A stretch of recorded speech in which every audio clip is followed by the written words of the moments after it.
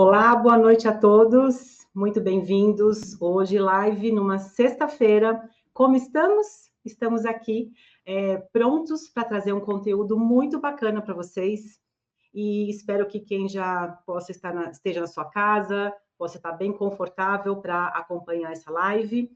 E eu estou muito feliz com o tema que nós vamos falar hoje também, e muito ansiosa pelo conteúdo que será compartilhado. Nós vamos falar sobre as influências sociais na imagem corporal. Quem já está acompanhando as lives desse mês já está bem integrado, né, com o assunto, porque o assunto de pauta é a distorção da imagem corporal. Então, a ideia é trazer a consciência sobre esse tema, que ele é extremamente importante, muito pouco falado e pouco entendido. Então, ao longo dessas 3 semanas, conceituamos as questões da distorção da imagem corporal e o que é que influencia uma desorganização na hora que você olha para o seu corpo. Quando você olha para ele e fala, não, meu corpo é muito inadequado comparado com outro corpo, né? Então, esse tipo de fala já traz muito julgamento negativo em relação ao corpo, uma insatisfação intensa, que sempre precisa de alguma ferramenta para ser ou acobertada, ou acolhida, ou mudada. Então, a constante necessidade de mudar o corpo, a constante necessidade de buscar formas dessas mudanças de uma forma incansável e consistente, que traz grande, sim, uma relação muito negativa com o corpo, né? E a pergunta sempre é a que todo mundo quer saber, né? Como é que a gente consegue olhar para o espelho e não se enxergar da forma que é? Isto é a distorção da imagem corporal. E ela tem várias origens, várias causas, várias maneiras de trazer esse olhar não real sobre o corpo. E uma delas é a influência social, a influência da moda, a influência de referências externas sobre a nossa imagem corporal. Então, eu vou trazer aqui um texto que eu escrevi para a gente, que a gente sabe que a gente vive numa sociedade onde as normas da beleza são constantemente reforçadas pela mídia, pela publicidade e até mesmo pela indústria da moda. E esse pode exercer uma pressão significativa sobre as pessoas e influenciando a sua autoimagem e a relação com seus corpos. Então, ao trazer hoje uma consultora de moda e uma autora que viveu um transtorno alimentar e capturou isso em um livro, para esta conversa, buscamos explorar de forma abrangente as diferentes facetas dessa influência. Então, nós vamos discutir não apenas as tendências da moda e sua representação nos corpos, mas também como podemos promover uma moda mais inclusiva e empoderada. Então, esse é o objetivo da live de hoje. E vou chamar a nossa primeira convidada, que é a Márcia Paron. Quem é a Márcia Paron? A Márcia Paron é a consultora de moda. Boa noite, Márcia, muito bem-vinda mais uma vez, muito obrigada. Obrigada, então, a Márcia, agradeço. Que bom que você está aqui. Gente, a Márcia, há mais de 30 anos, ela estuda o mercado da moda e varejo nacional e internacional em marcas como a Zara, El Corte Inglês, Espanha e Miss Sixty Itália. Nas áreas de fashion, business e estilo, como fashion buys, estilista, gerente de negócios e gerente de produto. Desde a década de 90, também atua como personal stylist e consultora de imagem. É autora do curso e livro digital Estilo para Mulheres Reais, das páginas Modo de Usar Moda e Bailey Brand. Content creator e influenciadora. Olha o tamanho desse currículo. Imagina a quantidade de informação que vai chegar. Que beleza. Então, ela tem uma comunidade que soma mais de 230 mil mulheres engajadas entre Facebook e Instagram. Ela é formada em marketing com certificações internacionais de coaching de imagem, visagismo e personal coach. Se especializou em psicologia da autoimagem e é pós-graduada em psicologia positiva. Márcia, muito bom ter você aqui. Nós já fizemos uma outra live juntas, que também foi maravilhoso, né? Tivemos muito conteúdo bacana. Estamos aqui repetindo, né, a parceria. E para manter a nossa conversa aqui numa mesa redonda, eu vou chamar a próxima convidada, que é a Tatiana Cavalcanti, que ela é autora do livro Família. Tatiana, bem-vinda. Tati. Tudo bom, Márcia? Tudo bom, Bianca? Bom, então eu vou apresentar a Márcia. A Márcia é advogada, apaixonada pela literatura, pós-graduada em... A Tati. Eu falei Márcia? Falou. Desculpa, a Tati é advogada, apaixonada pela literatura, pós-graduada em escrita criativa, andarilha de caminhos que levam para fora e para dentro de si. Ama pessoas e suas histórias. Passou por um transtorno alimentar e hoje ouve a fome, a mente e o corpo. Parabéns. É autora do livro Faminta, uma história sobre transtorno alimentar e outras coisas mais. Seu romance de estreia, ganhador do chama PROAC ou PROAC? PROAC. De publicação em 2020 e publicado pela editora Patois em 2022. Em que retrata não só a sua jornada com o TA e, sobretudo, a jornada de mulheres que foram punidas pela sociedade, mesmo que não tenham adoecido por isto. Muito bom. Eu já acho que a live vai ser pouco tempo para a gente trazer um conteúdo tão rico de vocês duas, não é? Então, vamos lá, vamos começar. E eu gostaria de fazer a primeira pergunta para a Márcia. Márcia, como você percebe a influência das tendências da moda e da mídia na forma como as pessoas percebem seus corpos?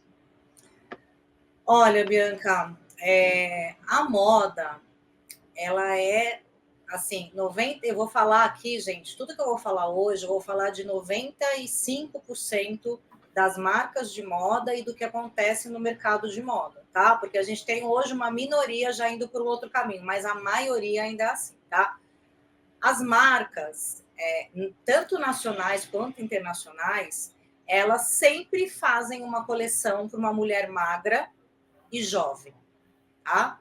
Existem as exceções, mas a maioria faz para mulher magra e jovem. Vejamos sempre os desfiles de moda internacionais, onde as modelos são cada vez mais magras, né? A gente está tendo agora um movimento de retorno a esse início dos anos 2000, onde a gente tinha a tal da heroína chique, aquelas modelos com aquela cara de pessoas muito magras, com olheiras, né? Então, a moda, gente, eu falo que a moda é um ambiente anoréxico. O estilista, ele tem uma visão anoréxica, o dono da marca, a equipe, né? É um ambiente muito tóxico e isso se reflete, né, nas coleções que são desenhadas. Então, a partir daí, existe uma mensagem até não verbal, porque a moda tem muito essa coisa do não verbal, dizendo que para você pertencer a esse mundo da moda e para você estar realmente bonita, você tem que ser jovem e magra. Né? Então, a moda, ela vende esse padrão, né? E hoje, a gente tem muita marca dizendo que não é assim, mas a gente sabe que é só marketing, não é verdade. Porque não adianta a marca colocar um monte de modelo super magra, esquelética, para fazer um desfile, e uma modelo plus size, e 3 mulheres mais velhas. Isso não... E a gente sabe que na hora que a gente chega na loja, a modelagem daquela roupa e aquela coleção, ela não está desenhada para uma mulher que tem um corpo real, né? Independente da idade dela, né? Por exemplo, agora a gente já há 2 anos, mais ou menos 3 anos, está muito forte a moda do top cropped. Então, nessas últimas coleções, a gente entra nas marcas nacionais e internacionais, é só top cropped. Mas, gente, será que todo mundo quer? Ou tem vontade, ou pode mostrar a barriga, entendeu? Então, a moda, ela tem como um comunicador, que é um comunicador, né? A roupa, ela tem algumas funções, né? Ela tem a função de proteger, que é a parte mais técnica, mas a moda, ela é expressão. Quando as marcas, elas utilizam essa expressão do que eu desfilo mulheres magras e a minha roupa para uma mulher muito jovem, ela vai realmente... minando a autoestima das pessoas, né, Bianca? Sim. Então, isso é muito sério, né? É muito sério quando a gente vê o adoecimento das pessoas que principalmente dos jovens, que ainda estão construindo a sua identidade, né? Não só como ser humano, mas o seu corpo também e os valores, né? Então, quando existe essa restrição tão grande, né, da roupa ser feita para pessoas com essa característica que você falou, os jovens vão querer usar aquilo. E se aquela roupa que a modelo usa, do tamanho que ela usa, que eles sabem, né, qual é o tamanho da roupa, quais são as medidas, aí ela compra aquela roupa naquela medida e quer vestir aquilo. E aí, quando veste a roupa não cabe, exatamente, aí começa. Então, não cabe porque eu não estou dentro do padrão. Exatamente. Logo, eu não estou magra. Então, para entrar no padrão, eu preciso estar magra. Entende? Então, isso é uma grande influência, uma forte influência para os jovens que estão começando a despertar para a vida. Aonde, nessa fase de a criança e adolescência, o corpo está em constante mudanças. Exatamente. Né? Então, isso tem um peso muito grande e isso realmente cria uma identidade de comparação sempre muito negativa. Então, sempre é contado para o corpo, eu não sou tão magra quanto a modelo. Se ela é modelo, ela é a modelo de beleza, eu preciso seguir. E eu quero me encaixar. Se eu não me encaixo, eu estou grande, eu estou gorda, eu estou deformada, eu sou desequilibrada nas minhas formas corporais. E é essa mensagem que chega para o cérebro e que vai desenhar exatamente aquilo, essa informação que está chegando. O meu é grande, o meu braço é grande, a minha coxa é grande, a minha coxa não está separada. Se a minha coxa encosta, é porque eu estou gorda. Mas isso é uma inverdade absoluta. Anatomicamente, as coxas precisam encostar a parte interna da coxa. Biomecanicamente, o ideal da biomecânica humana é que a parte interna da coxa se toque. Mas aí as modelos não se tocam porque elas estão extremamente anoréxicas. E aí a criança quer ser assim. Então ela quer seguir já o modelo de identidade doente. E Bianca, você sabe, inclusive existem lojas nacionais nossas que a própria modelo da vitrine, o manequim da vitrine é anoréxico, né? E eu já questionei algumas marcas e amigas minhas de fora do Brasil que chegaram e viram, meu Deus, mas essa manequim é muito magra. E a vendedora, ela fala, não, mas é o nosso avatar. Mas nós não somos um avatar, nós somos um ser humano com formas, né? E a ponto das pessoas se sentirem assim constrangidas de entrar naquela loja porque acham que aquela loja não vai ter roupa para essa pessoa. Então, existe também eu acho que o que mexe muito com essa coisa do transtorno da imagem, além dessa comunicação não verbal, que da moda que está o tempo inteiro, são duas coisas. Hoje a gente tem uma coisa muito cruel, que são as mídias sociais mostrando o tempo inteiro a imagem do corpo de outras mulheres perfeitas, né, que se mostram como perfeitas, e a gente tem essa indústria da moda fazendo a roupa cada vez menor também. Então, se você é um tamanho 40... você tem que usar um 42, né? A pessoa é um 42, você tem que usar um 46, sabe? Porque cada vez eles fazem a roupa menor, né? Muitas marcas. Então, fica essa sensação de não pertencimento, de eu não faço parte, né? Sabe? E as mídias sociais hoje, a gente tem que tomar muito cuidado, Bianca. Eu falo muito para as minhas seguidoras, eu falo para as minhas clientes, esse curso que eu dei aí a semana retrasada, eu falei muito, gente, detox de mídia social, parar de acreditar na mentira, né? Porque, por exemplo, outro dia eu vi um perfil de uma mulher de 60 e poucos anos, com mais de 1 milhão de pessoas seguindo ela, totalmente malhada, musculosa, mas você vê que aquela mulher, ela tá cheia de implante de silicone, porque não é normal, Bianca, uma mulher, na idade dela ou em qualquer idade, ter um corpo daquele sem estar cheia de hormônio. Então, existe tanta mentira nessa mídia social, né? E a gente tem que cuidar, porque esses transtornos, eles vão piorando. E eu vou falar, eu fui a vida inteira anoréxica, porque eu trabalhei a vida inteira em mundo da moda, desde os 18 anos. E o ambiente de moda é um ambiente totalmente anoréxico. Se a indústria da moda passa essa informação, essa mensagem, você imagine dentro de um ambiente de moda, onde a gente está trabalhando, como são as pessoas, né? Então, a marca, por mais que ela venda, e olha que coisa incoerente, por mais que ela venda roupa para uma mulher mais velha, uma mulher com corpo maior, ela quer ter a modelo mais nova e mais magra para vender aquela roupa. É bem cruel tudo isso, né? E a gente sabe que é assim, mas quando você fala, você que está nesse dia a dia, o poder da fala é maior. É isso mesmo. E aí, Tatiana, dentro disso que a Márcia trouxe, como você percebe ou percebeu ao longo da sua história essa influência da tendência da moda da mídia na sua jornada com o transtorno alimentar e como isso te afetou, como isso te impactou em relação ao seu corpo, identidade e tudo mais? Você pode contar um pouquinho para a gente? Claro, claro. É interessante porque vocês foram falando e parece que vai vindo um filme na cabeça da gente, né? Como, assim, do local do paciente. E muitas vezes você não tem ideia, mas quando você tem essa percepção, de fato, você tem uma noção de que, na verdade, não é nem que era implícito, né? Era tão... Aquilo parece que guiava, né? Parece que te guiava sobre o padrão que você precisava ter. Então, assim, dentro da minha experiência, eu lembro que, trazendo reflexos de moda, assim, quando eu tive o ponto muito crítico, né, do transtorno alimentar, eu lembro que eram capas e capas de revista, e a moda era aquela calça baixa, do zíper de 1 centímetro, a frente única, né? Aquela frente única, vestido de festa, imagina, não tinha nada com manga, nada, era tudo, né? Aquela coisa, frente única.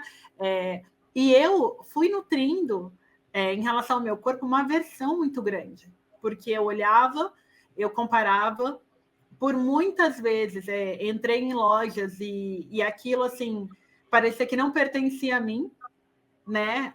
Parecia que a moda nunca era posta a meu favor. Então, assim, aquilo só aumentava a minha insatisfação.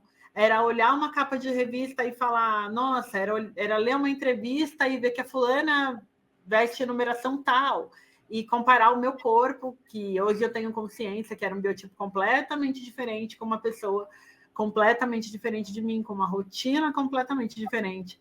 Então, quando a gente fala do impacto da moda dentro de um quadro, obviamente, da forma como isso é feroz dentro da nossa saúde mental e da forma como a gente se enxerga, né?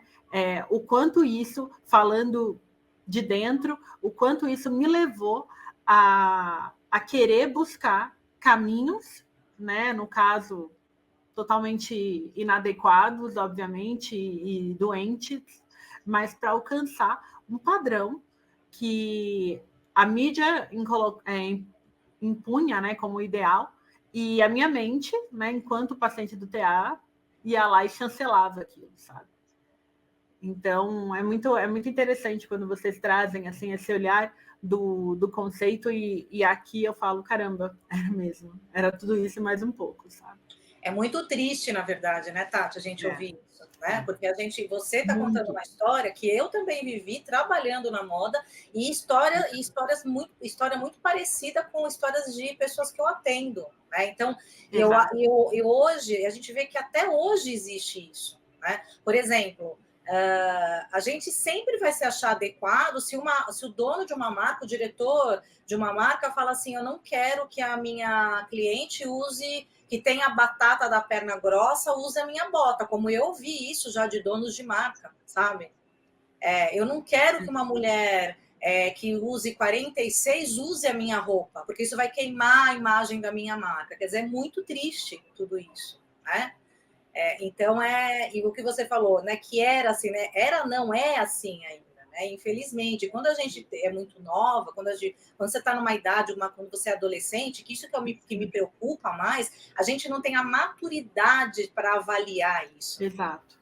Né? Então, a gente não sabe nem o que está acontecendo. Gente, eu fui descobrir que eu fui uma pessoa anoréxica há 3 anos atrás, com terapia e conversando com pessoas que trabalham com isso. E a Bianca foi uma pessoa que me ajudou muito a descobrir também as coisas que eu vivia pelas falas dela, pelo conteúdo dela, né? Então, a gente precisa mesmo falar sobre isso, né? Que eu digo, precisamos falar sobre isso. A área de consultoria de imagem, as pessoas são muito focadas no externo, muito focado na roupa, mas a gente precisa, eu falo para os meus colegas, precisamos falar sobre isso, porque uma pessoa que tem um transtorno, ela nunca vai se vestir com pertencimento e com conforto como uma pessoa que se aceita, né, que entende que eu falo, né? Essa coisa da morfologia, não tem certo e errado, existem formas, né? Exato. Não quer dizer que sejam melhores ou piores, né? Fato, e mais, né? Você pensar que a pessoa ela nunca vai se sentir confortável naquela roupa, né? Se você partir do princípio que a pessoa ela não está confortável por habitar o próprio corpo. Exatamente. Então, assim, que dirá, né? Uma moda imposta e totalmente padronizada. Totalmente padronizada e tóxica, né? Exato. Tóxica, exatamente. Essa sensação de não pertencer é muito ruim, porque, na verdade, todo mundo pertence, todos os corpos pertencem, né?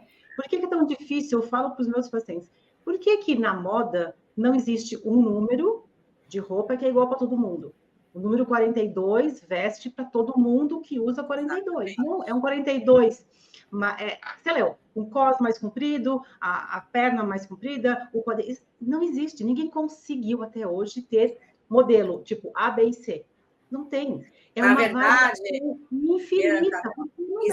Existe norma, né? Existe uma norma que tem os tamanhos, mas as marcas não seguem essas normas, né? Sim. Até por questões financeiras, porque você sabe que tecido custa caro, né? Quanto mais consumo você tem de tecido, mais cara a roupa fica. Por isso que a maioria das marcas não querem fazer plus size. Porque quando você passa lá de um 46, você já está tendo um consumo muito maior. Aí é um outro preço, é um outro cálculo para aquela roupa. Então, envolve muitas coisas ali, você entende? Que envolve, né? Muitas coisas.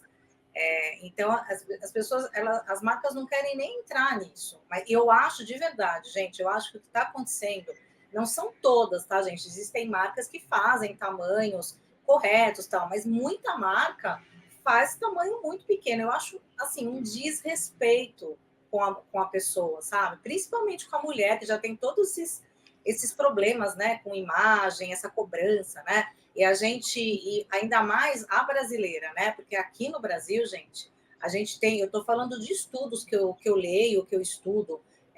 A mulher brasileira, ela é aquela mulher que aqui no Brasil, culturalmente... A mulher brasileira, ela só acha que ela é bonita se ela é magra e jovem.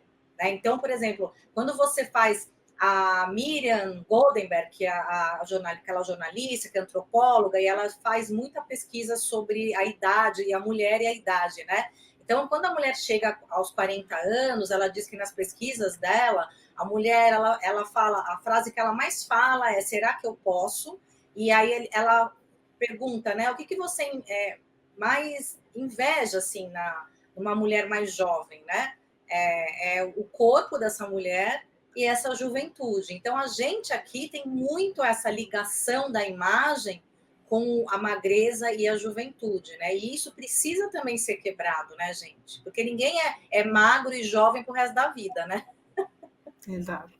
É curioso a gente identificar o quanto o corpo tomou um lugar importante como regra, né? Então, o corpo, ele não foi criado para ser um tamanho e um peso ou uma forma.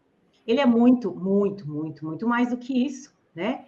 Ele mantém a gente vivo, ele traz movimento, traz independência, ele atua o tempo todo a nosso favor, e isso tudo é perdido, né? As funções, as habilidades são descartadas.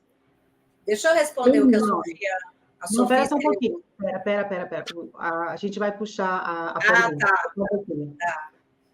A gente vai trazer, tá? Então, aproveitando essa pequena deixa, quem está assistindo a live está gostando e acha que tem pessoas, amigos, colegas, vizinhos que precisam ouvir isso, ainda dá tempo de vocês compartilharem lá pelo aviãozinho para as pessoas assistirem a live e convida, porque esse bate-papo está muito, muito, muito legal. Então, vamos colocar a primeira pergunta aqui da Sofia. Sofia, ela colocou aqui que ela concorda, mas também não se deveria normalizar quem é bem gordinha. Ser gorda não é saúde. Ter medidas normais, sim, ou pouco gordas. Antes da Márcia entrar, isto é uma inverdade de que o gordo não tem saúde. O magro também perde a saúde. tá? Então, se eu vejo as pessoas aqui que me procuram para tratamento, são pessoas que são extremamente magras e extremamente adoecidas com transtorno alimentar. Então, magreza não é sinônimo de saúde, assim como pessoas acima do peso podem ter muito mais saúde do que pessoas que estão dentro desse contexto de obrigatoriedade de entregar um corpo magro, tá? Então, isso não é sinônimo, tá? Medidas normais é muito relativo, né, Márcia? A Márcia vai completar isso, né? As medidas normais, não existem medidas normais. O seu corpo tem as medidas adequadas para você, para o seu biotipo, para a sua forma, né? Você tem pais que tiveram uma mistura do biotipo deles para produzir o seu. Então, não existe esse anormalidade. A normalidade é que nos leva para esse adoecimento e essa insatisfação com o corpo, tá? Márcia, você quer falar sobre esse comentário? Você falou exatamente o que eu ia falar. Eu acho que a gente aqui, Sofia, é importante deixar claro que a gente não está fazendo apologia à obesidade, tá? Ninguém está dizendo aqui que você que é uma pessoa obesa, que tem problema de saúde, tem que se tratar. Ninguém está falando isso. O que a gente está falando é de aceitação de quem nós somos e buscar sempre sermos o melhor dentro da nossa realidade, daquilo que a gente pode ser, né? Por exemplo, eu trabalho muito nas minhas consultorias o exercício de autoconhecimento, que é a visão de si mesmo, né? O meu verdadeiro self e o meu self ideal, né? O meu eu real, o meu eu ideal. A gente sempre tem que buscar ser o melhor, ter saúde, sim, mas o que a gente está dizendo aqui que é muito importante é o comparativo com a magreza excessiva e tentar alcançar um corpo que você não vai conseguir ter ou que você não tem e que não pode ser visto como o único corpo correto e ideal, entende? Aqui a gente está falando mais sobre essa questão, tá? Então não é uma apologia sobre obesidade, tá? E aí o que a Bianca falou é muito correto. Existem pessoas, da mesma forma, gente, que eu tenho clientes que são muito magras e têm muitos problemas, têm muitos traumas com a imagem delas. Então, a gente está falando de realmente distorção de imagem, tá? Tem gente que também tem problema com a magreza. Não é só, a distorção de imagem não é só para a pessoa que está mais gordinha. A distorção também acontece para a pessoa que também é magra, né, Bianca? Você pode falar melhor do que eu sobre isso, né? Não, é bem isso que a gente falou, tá bem completo, é isso mesmo, tá? Para a gente saber se vocês estão gostando da live, a gente quer ver os coraçõezinhos subindo para ver como é que dá o nosso Ibope, né? Nosso bate-papo aqui. Enquanto os corações sobem, Tatiana, eu queria trazer um trecho do seu livro, eu vou ler o trecho e eu gostaria que você comentasse. Você descreve assim: um transtorno alimentar ultrapassa qualquer razão, qualquer limite. É navegar no mar de neuras e se afogar em culpas ácidas.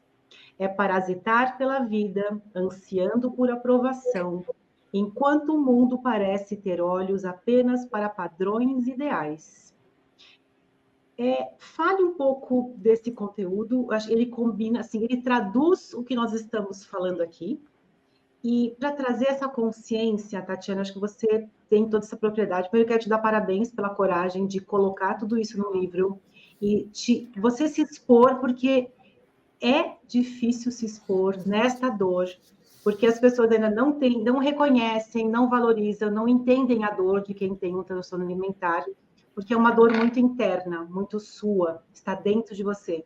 As pessoas não conseguem enxergar a sua dor, não entendem a sua dor.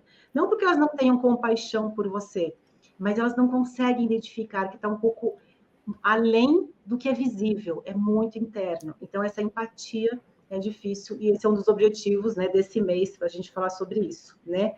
Então, fala um pouco, né, vai entrelaçando tudo que a gente está falando nesse seu trecho, que eu achei muito, muito, muito lindo, fiquei muito arrepiada quando eu li. Obrigada. Na verdade, assim, desde quando eu pensei no Faminta, eu falo que eu pensei no Faminta para ser nosso, né? E aí eu fui construindo uma narrativa a priori, trazendo a minha jornada, assim, o olhar de dentro do paciente. Mas num determinado momento, principalmente quando eu estava fazendo a pós, eu falei, poxa, e se eu conseguisse expandir essa personagem? e entrelaçar várias histórias, porque hoje a gente tem contato com muita coisa, né? Ao mesmo tempo que a gente tem aí uma corrente incitando padrões, a gente tem também pessoas como nós, né? Aqui nadando e falando sobre, né? Abertamente. Então, quando eu pensei em construir essa personagem, eu queria que ela fosse mais ampla possível.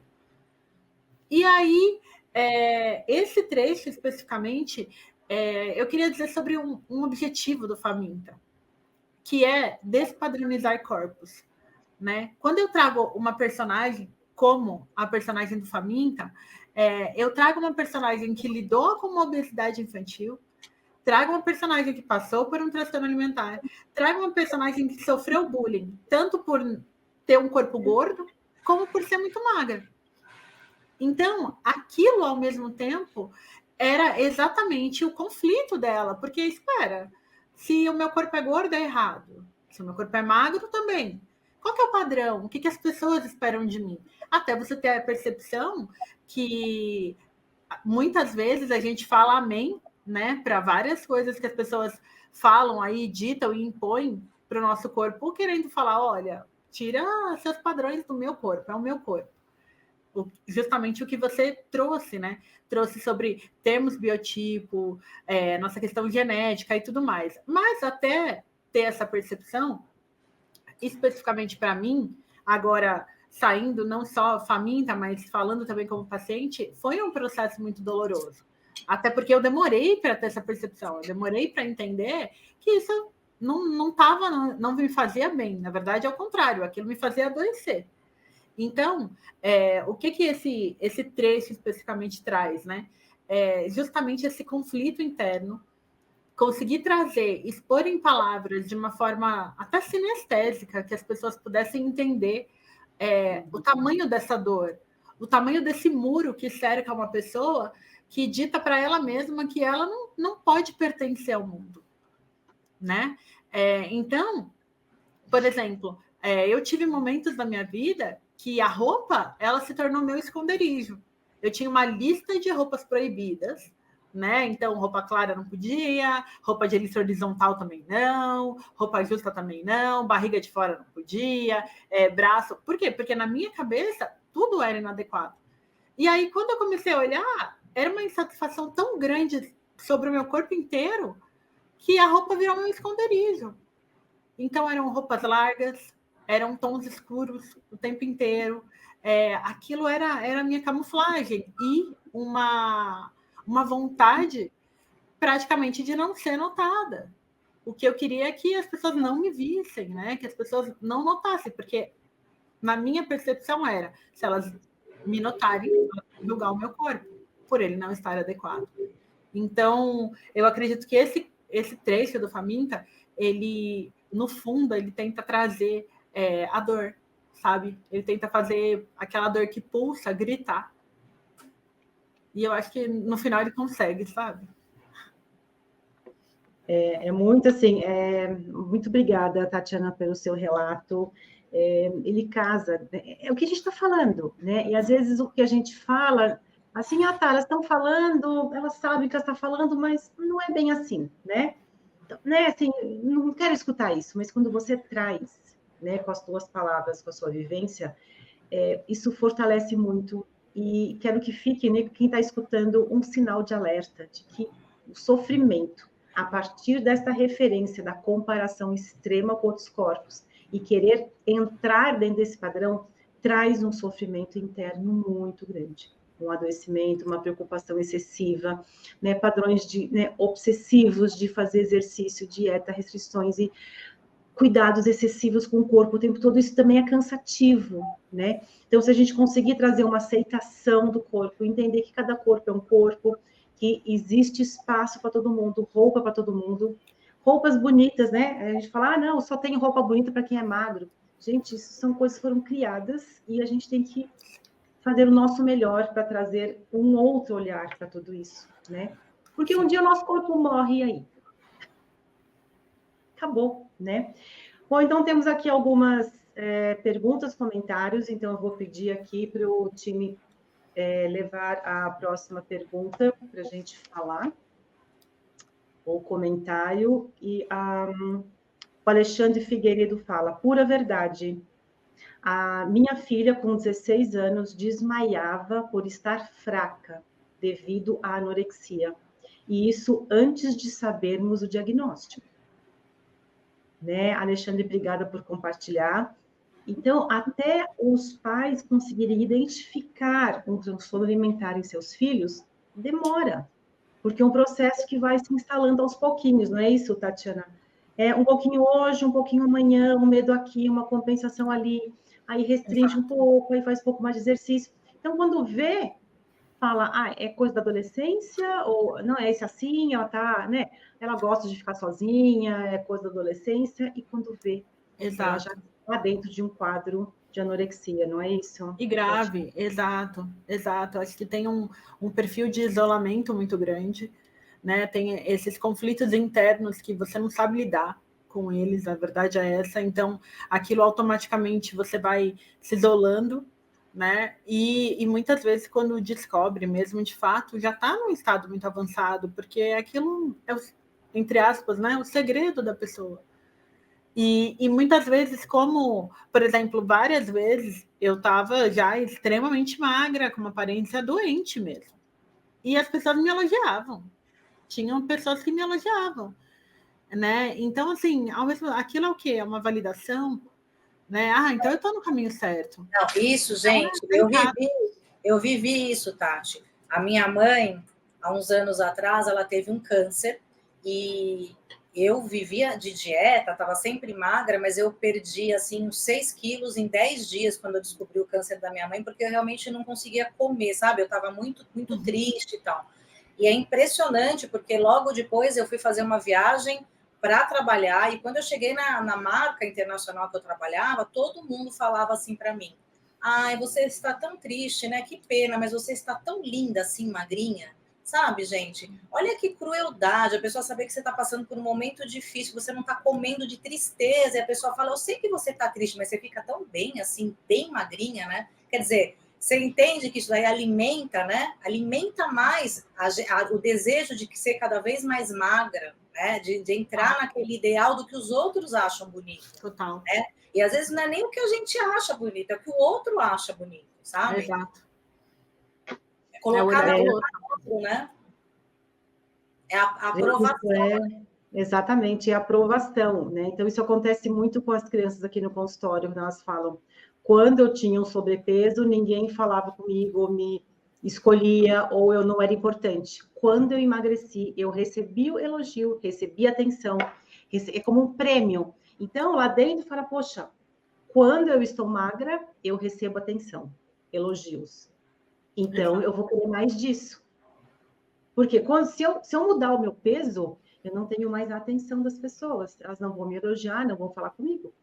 Entende? Então, isso é muito, muito cruel. Nem sempre é uma verdade, né? Mas a criança que está vivenciando aquilo, ela interpreta dessa forma. Né?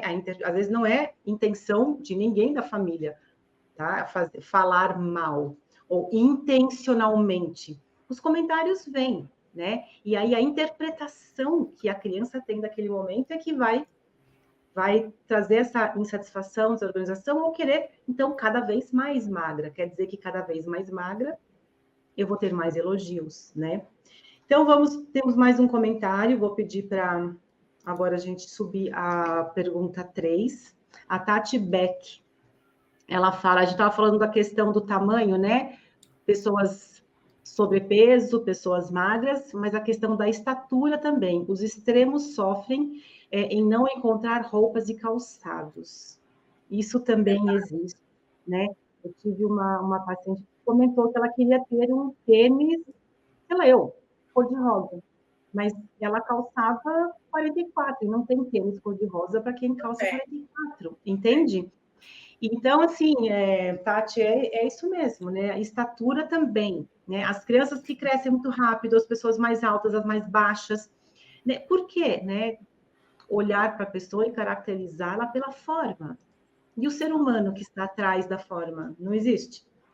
Né? As capacidades, a amorosidade, o que ela entrega para o mundo, entrega para as pessoas, né? O ser humano deixa de existir como ser humano e só se olha o externo. Gente, né? Nós temos a miscigenação que a gente tem, gente, assim, tudo tá certo. Todas as formas são aceitas, todas as pessoas são capazes, independente da forma, do tamanho, do peso, da cor, do cabelo, da roupa que veste, né? Porque essa roupa, ela vai desgastar. E o que vai sobrar é o seu interno, quem você é. Né? Então, quando você estiver lá desgastada com 70, 80 anos, você não pode mais sair de casa porque você está enrugada? Né? Então, existe um ser humano atrás, dentro desse corpo. Né? Então, a gente precisa parar de julgar, parar de comparar, parar de fazer bullying, sabe? Comparar, você é gorda que nem uma baleia. Gente, a baleia não é gorda. Baleia tem corpo de baleia. Não existe baleia PMG. Não existe baleia PMG. Baleia tem corpo de baleia. Então, assim, você fazer essa comparação, nossa, eu sou gorda que nem uma vaca. Vaca também não é gorda. A vaca tem corpo de vaca. De vaca, Né? Então, assim, então é isso que vai... Então, você fala isso para uma criança, a criança cria essa imagem vai para o cérebro. Ela vai criar uma identificação de que o que eu tenho, o meu corpo é grande, é volumoso. Parece, então, quando ele vê uma... O que eu falei? Que bicho que eu falei? Esqueci. Vaca, baleia. Baleia. Ela vai desenhar uma baleia na mente dela. E o corpo vai se encaixar nisso, entende? Então, você tem que ter muito cuidado, tá bom? Vamos ver aqui mais um comentário. Nós temos aqui o comentário da Giovana. Olha que interessante. A Giovana foi uma paciente que tratou aqui comigo distorção da imagem corporal e tivemos bastante dificuldade nessa readaptação da roupa. E ela está lembrando aqui que, quando ela fez o tratamento aqui, a gente trabalhou tirar a etiqueta das roupas com o número e tamanho, né? E que isso ajudou muito, muito, muito, muito, porque ela não olhava para a peça, né, em relação ao tamanho, mas ela olhava para a roupa, identificava esta roupa, independente do número, ela me serve. Né? Então, assim, a roupa tem que servir no seu corpo e não ao contrário. Então, não depender deste número. Pessoal, muito obrigada pelas contribuições. Vamos continuar com as perguntas. E eu queria trazer um assunto. Márcia, quando você trabalha, né, e atende as suas clientes e você traz um perfil de roupa, eu sei que você faz todo um estudo muito amplo da pessoa para indicar uma roupa que combina, do que ela gosta e tudo mais. Dentro desse contexto, Márcia, quais são as barreiras que você encontra com as suas clientes quando você sugere uma composição de uma roupa, né? E assim, elas aceitam, não aceitam? Quais são as dificuldades que aparecem? E que estratégias você usa para driblar isso, para ajudar, para esclarecer, né? Independente se você sempre segue a moda ou você traz algo independente para cada cliente, como é que é isso? Não, a moda é a última parte do meu trabalho, né? Eu trabalho muito com autoconhecimento, né, Bianca? Então, antes, né, a primeira parte da minha consultoria é o sentir. Então, a gente trabalha sensações, autoimagem, imagem pessoal, a gente fala muito sobre isso. Eu entendo muito, né, as particularidades daquela cliente. A maior dificuldade que eu tenho é justamente isso que a gente está conversando. É aquela cliente que acha que tem um braço gordo e ela não tem, né? Ou ela tem um braço gordinho, mas quem falou que você que tem braço gordinho não pode usar uma regata, né? Então eu vejo assim, às vezes uma mulher, uma menina de 35 anos, 40 anos, magra, e que ela nunca usou regata, porque ela sempre achou o braço dela gordo. Aí você tem que desconstruir isso, né? Então, quem falou que só se usa regata quem tem braço magro ou malhado, né? É o que você falou, né, Bianca? Então, quando a gente tiver com 70, 80 anos, judiação, né? A gente não sai mais de casa, se cobre inteira e morre, né? Como que faz, né? A pele vai ficando flácida, as pessoas podem engordar ou podem emagrecer muito também, né? Então, a minha grande dificuldade é essa visão de si de algo muito exagerado, né? A minha barriga, eu tenho muita barriga, né? Ou eu tenho uma parte do meu corpo que eu não quero usar. Então, eu uso alguns exercícios e eu trabalho muito a morfologia livre, que é essa coisa de não existe certo errado, existem formas. E a pessoa trabalhar aquela aceitação. Gente, meu corpo é a casa que eu habito. Por mais que eu queira perder peso, eu queira ter um corpo melhor, é aquele corpo que eu tenho hoje. Então, o que eu posso fazer de melhor, né? Tendo esse corpo, né? Aceitando, trabalhando da melhor forma esse corpo e vestindo a roupa para me sentir confortável e para me sentir pertencente, né? Então, depois a gente vai para essa parte do autoconhecimento, dos estilos da pessoa, né? E aí, conforme os objetivos de imagem dela, eu vou ajudando a montar os looks, ela se vestir conforme essas necessidades, aquilo que ela pede, aquilo que ela sente conforto. Eu faço ela vestir a roupa. Se ela tem preconceito com a roupa, eu ensino ela a vestir a roupa de forma que ela quebre, tente quebrar esse preconceito, porque é uma coisa muito louca, gente. Isso que a Tati falou é muito sério, principalmente para a minha área de consultoria de imagem. Por quê? Porque a consultoria de imagem, infelizmente, tem umas padronizações, que foi o que a Tati falou agora. Não posso usar a linha horizontal. Só que ninguém fala que você linha horizontal mais estreita não vai dar uma sensação de volume visual aumentado, né? Outra coisa, eu nunca vou falar para uma cliente minha que tem peito grande para ela não usar a linha horizontal. Por quê? Se ela usa a linha horizontal e se sente bem e é feliz, né? É a mesma coisa do equilíbrio de silhueta. Né? A consultoria de imagem adora, as consultoras de imagem adoram falar equilíbrio de silhueta. Gente, eu não falo de equilíbrio de silhueta em nenhum momento se a minha cliente não me pede isso. Por quê? Porque uma pessoa que tem um corpo onde o maior peso visual dela é no ombro, ela tem um ombro mais largo do que o quadril, que é um triângulo invertido, né? Se essa cliente adora esse ombro dela, você acha que eu vou falar para ela equilibrar o ombro, esconder aquele ombro? Não vou falar, gente. Entendeu? É muito legal, Márcia, esse respeito ao corpo do próximo, sabe? Então, acho que você faz um trabalho muito acolhedor e de respeito ao corpo. Parabéns, Márcia. Obrigada por estar aqui trazendo esse olhar, né? Parabéns para a gente, né? Que tem a coragem de vir aqui falar, né, gente? Porque... Exatamente, que a gente fala um pouco contra, né? Antes de fazer a próxima pergunta para a Tatiana, eu gostaria aqui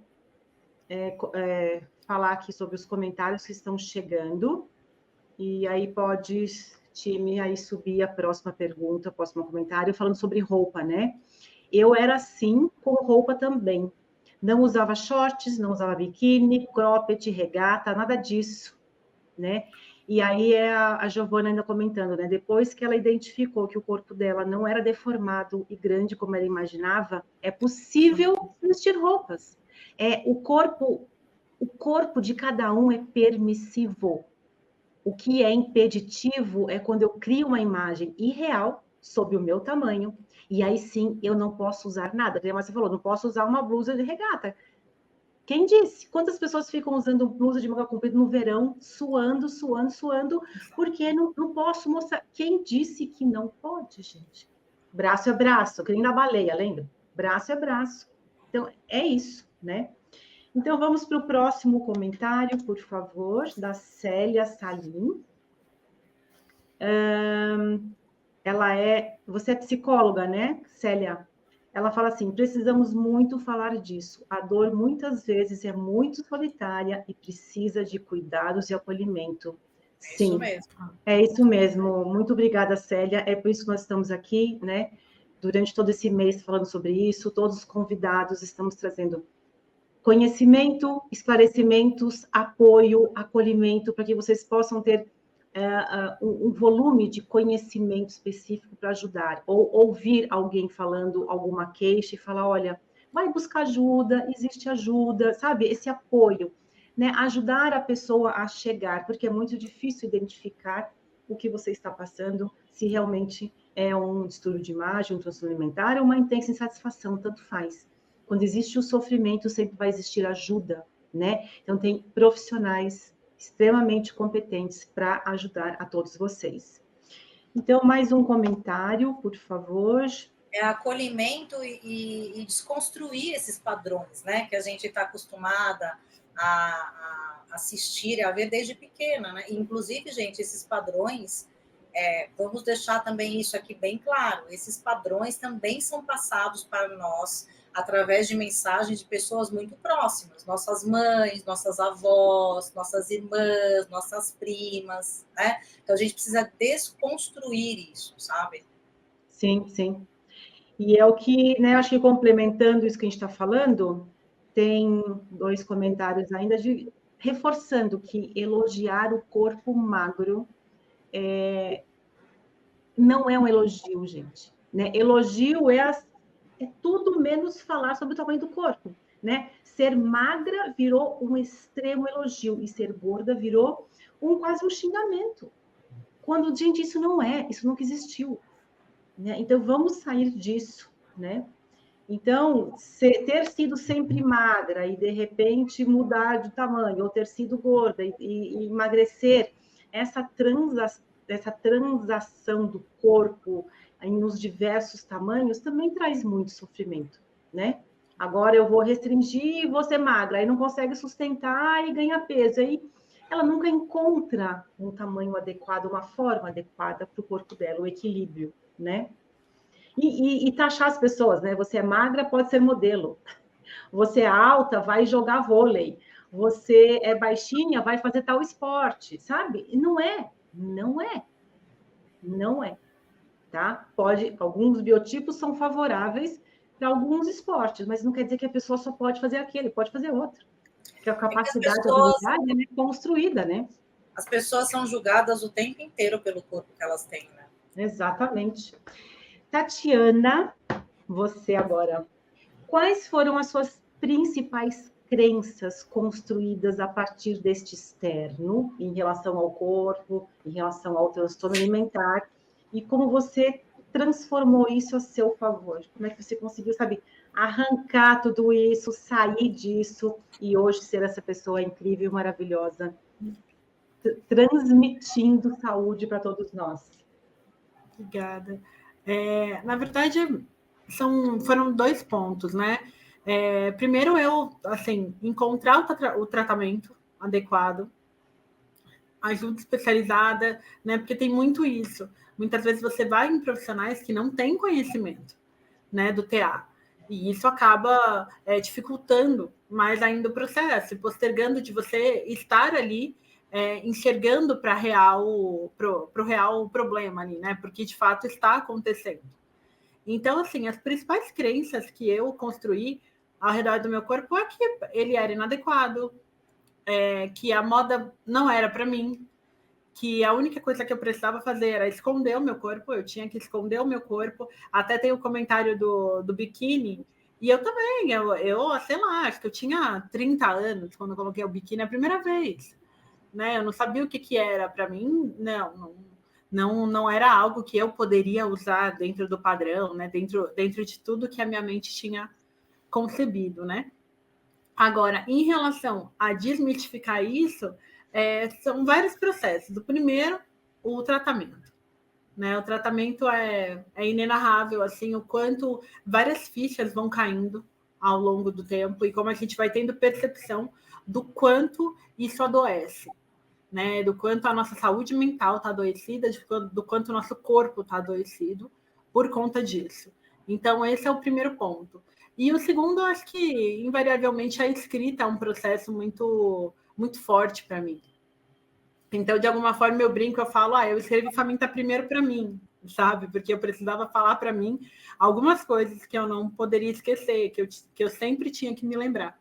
E essa questão do corpo ser único, essa questão da gente ser... Eu lembro que quando na terapia me perguntaram, fala uma qualidade sua além de física, eu fiquei uns 10 minutos pensando, eu não sabia responder, sabe?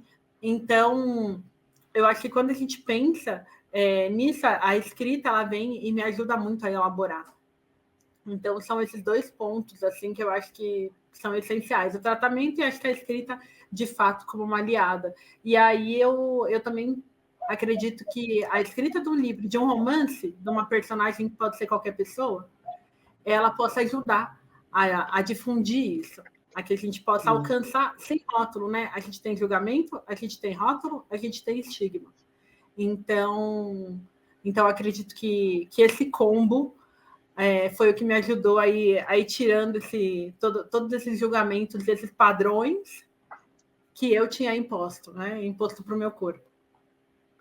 Escrita terapeuta, né? Terapêutica, né? Você usou a escrita como uma terapia, né? Isso de alguma forma válido, né? Fato. Muito bom, parabéns. Gente, quem não leu o livro, recomendo, né? É riquíssimo. Aqui é a carinha dele. Coloca ali, põe para cá. Isso, o Faminta. Gente, vale a pena, tá? Depois de tudo que vocês estão escutando aqui, eu acho que vai trazer bastante insights, né? E olhar com as pessoas com mais compaixão, parar de falar sobre o corpo, parar de elogiar, parar de criticar, parar de fazer bullying, parar de comparar, a gente parar de tudo, não é? Então, eu vou, antes de fazer a última pergunta, que nós já estamos chegando no final da nossa live, eu gostaria que a equipe subisse aí o próximo comentário da Fernanda Jungs. Cheguei a pesar 30 quilos e ainda me via e me sentia gorda. Era desesperador ser forçada a comer e ganhar peso. Então, quando existe essa fala, né, Fernanda, eu te entendo perfeitamente, né, esse grande medo de que o corpo mude de tamanho, quando você já está tão comprometida dentro dessa representação de demanda de magreza, que o seu cérebro não reconhece, você não consegue enxergar que você está com 30 quilos.